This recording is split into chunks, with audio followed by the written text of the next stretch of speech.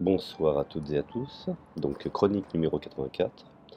Et dans cette chronique, je vais traiter effectivement, comme le mur d'image vous le présente, du fameux groupe de Visegrad, appelé plus communément pacte de Visegrad. Alors, bien entendu, le groupe de Visegrad, tout d'abord, qui sont-ils? Le groupe de Visegrad, c'est une appellation qui revient de plus en plus souvent, constatée dans des milieux avertis, bien entendu. Et cela revient en force dans les médias, surtout à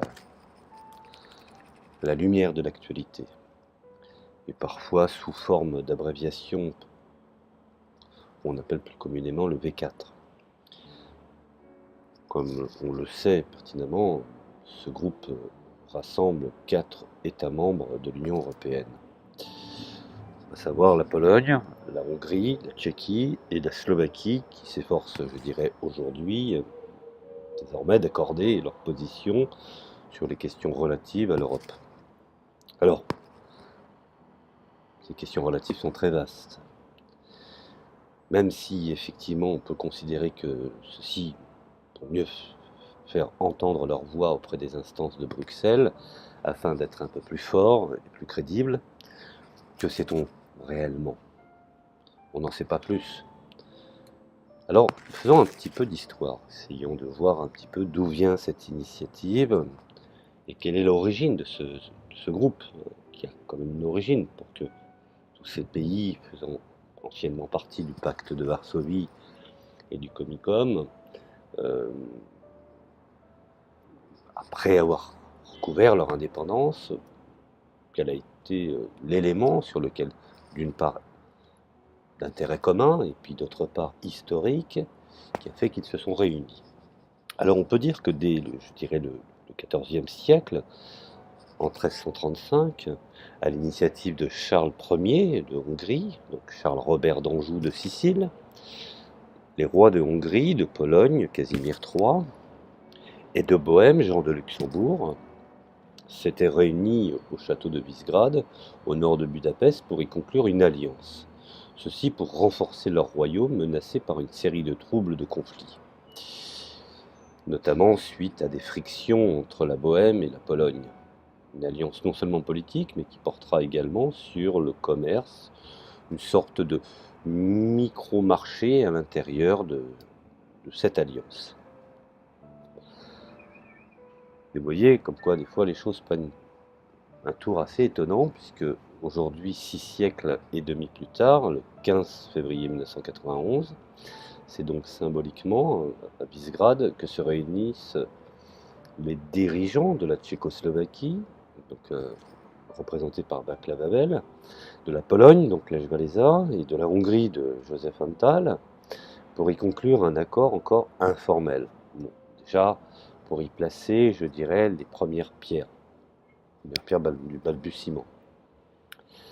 Alors à l'origine de cette rencontre, la volonté de s'associer pour mieux assurer ensemble la transition vers un régime démocratique suite à la chute du mur de Berlin et du recouvrement de leur indépendance.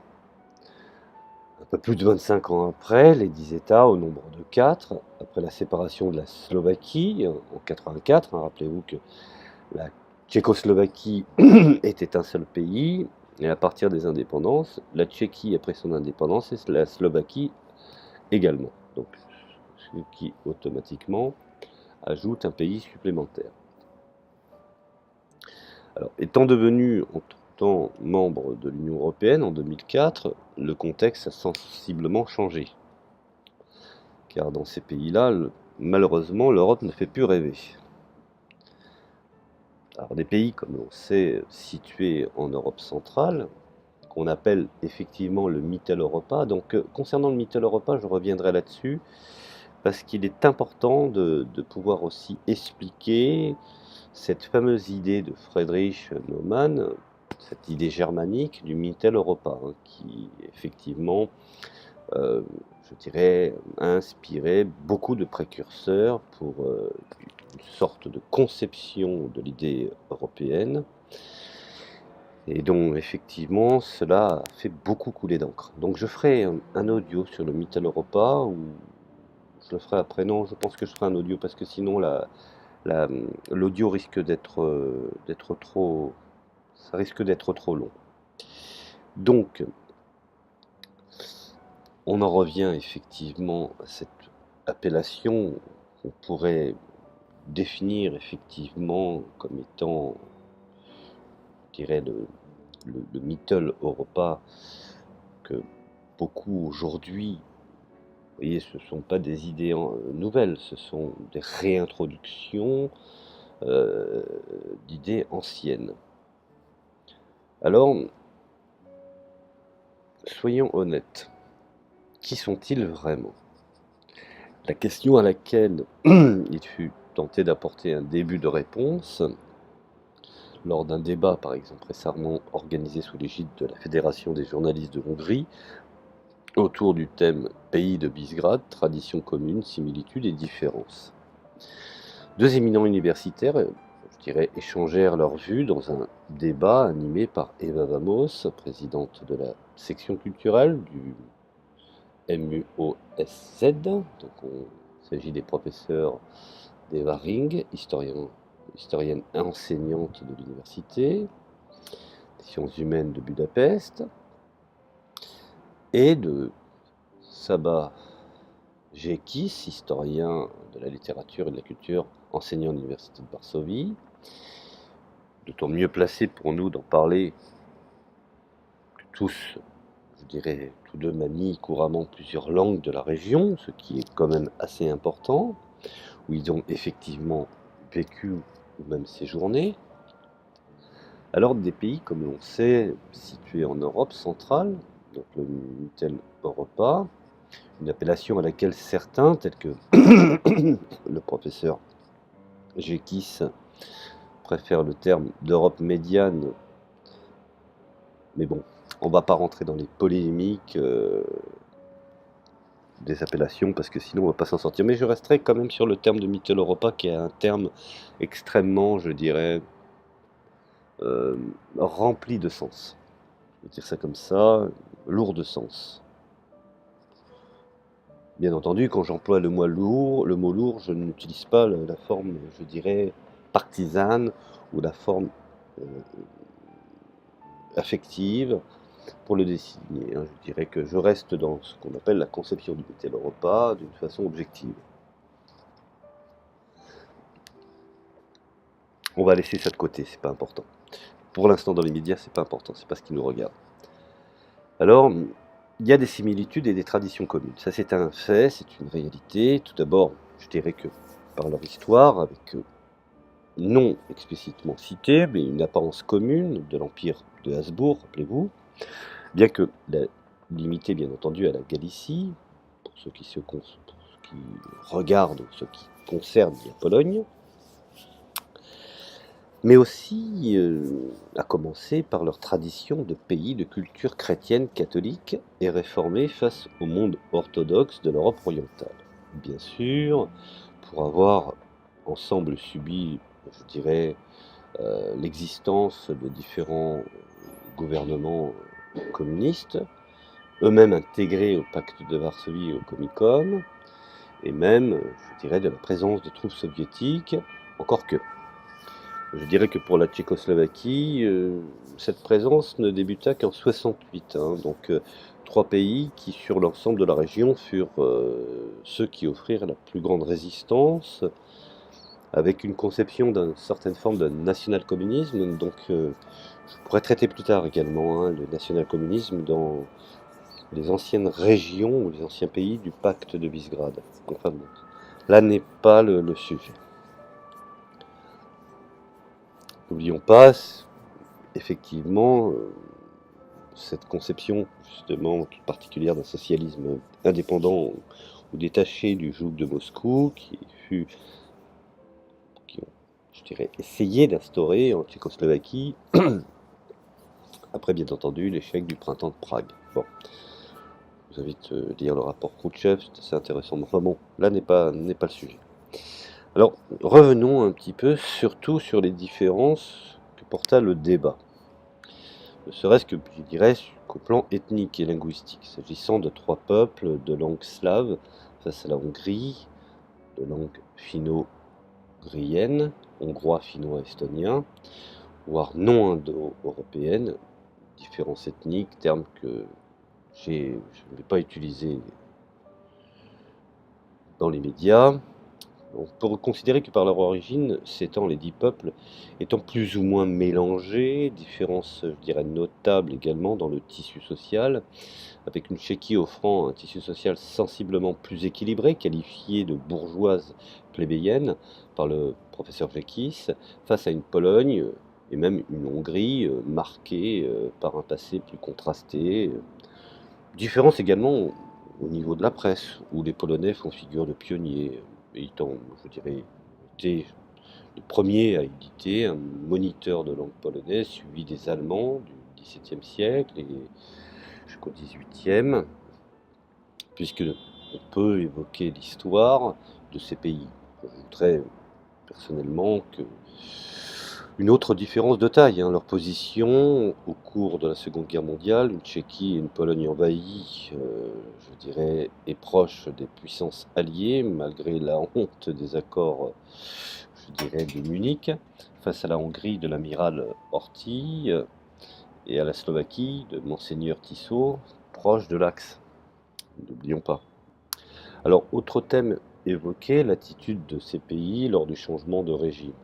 Les Polonais se poseront de façon manifeste ici un véritable tombeur du régime communiste, puisqu'ils ont été les premiers dès les années 80, avec le mouvement de Solidarnosc de Lech Walesa, se réclamant entre autres du mouvement, je dirais, des syndicalistes neutres et du pape Jean-Paul II, face à des Hongrois plus discrets. N'oublions pas malgré tout, ça je fais une petite remarque personnelle, que ce sont les Hongrois qui furent les premiers à ouvrir en 1989, ce qui est un état de fait, une brèche dans, je dirais, la frontière du pacte de Varsovie. Souvenez-vous, les Allemands de l'Est, donc les résidents des RDA, une bonne partie ont su que le mur était ouvert du côté de la Hongrie, se sont précipités pour franchir cet espace afin de rejoindre le côté ouest. On ne compte plus la multitude de trabants et de personnes sur les routes à cette époque. Alors, n'oublions pas aussi un des derniers sujets assez important qui a été évoqué par Eva Ring, l'antisémitisme. Par contre, Saba Jekis voit de nos jours une évolution plus inquiétante à l'ouest, avec notamment montée des mouvements islamistes, qui est une réalité. Ce serait idiot de se voiler la face. Alors le cas de la Lituanie, par exemple, ayant été soulevé au passage, l'idée d'un élargissement du groupe à un bloc entre deux mers de la Baltique et l'Adriatique a également été abordée. Bon, cas d'espèce, une idée avancée par le président polonais, n'oublions pas, probablement pas encore de toute première actualité dans l'immédiat. Néanmoins, il ne faut pas négliger cette position, elle est à suivre, elle est à observer. Bon. Alors telles sont les grandes lignes ici exposées de façon non exhaustive et résumée. C'est encore balbutiant, même s'il y a des domaines théoriques qui aujourd'hui sont en train de se mettre en place et qui deviennent factuels, il y a encore beaucoup de points à aborder dans ce débat. Ajoutons qu'il s'agit aujourd'hui de régimes politiques orientés à droite, n'ayons pas peur de le dire, mais avec une base sociale fidèle, finalement, passée,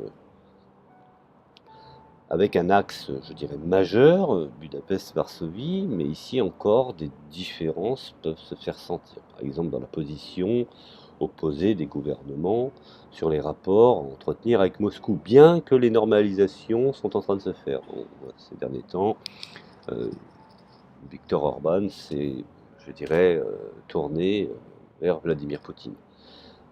Pour des raisons éthiques, et des raisons aussi de conception de société à l'identique. Bon, alors ça c'est encore un autre sujet. Donc il y a un groupe qui a donc considérablement évolué depuis sa création, se posant aujourd'hui davantage en bloc destiné à rétablir un équilibre face aux puissances de l'Ouest dans l'Europe. Europe des 27 bien entendu. Alors, il faut être honnête, je ne vais pas aller plus loin, je pense qu'il est important d'avoir une petite vision globale de ce que peut être le, le pacte ou le groupe de Visegrad. Il faut observer un petit peu leur évolution. Je pense que ce n'est pas quelque chose de négatif, il faut savoir ça sur l'aspect positif. Je pense que ça peut être constructif. Bon, on en est encore, je dirais, au balbutiement, mais il faut, je dirais, leur laisser le temps de s'organiser pour voir ce que cela peut apporter comme confort et, je dirais, comme intérêt aux populations qui sont dans ces frontières. Voilà, je vous remercie de m'avoir écouté, je ne vais pas aller plus loin. Et je ferai justement un audio sur le Mitteleuropa pour préciser justement ce qu'on a voulu mettre en place dans cette conception du Mitteleuropa. Je vous remercie de m'avoir écouté, je vous dis à plus tard.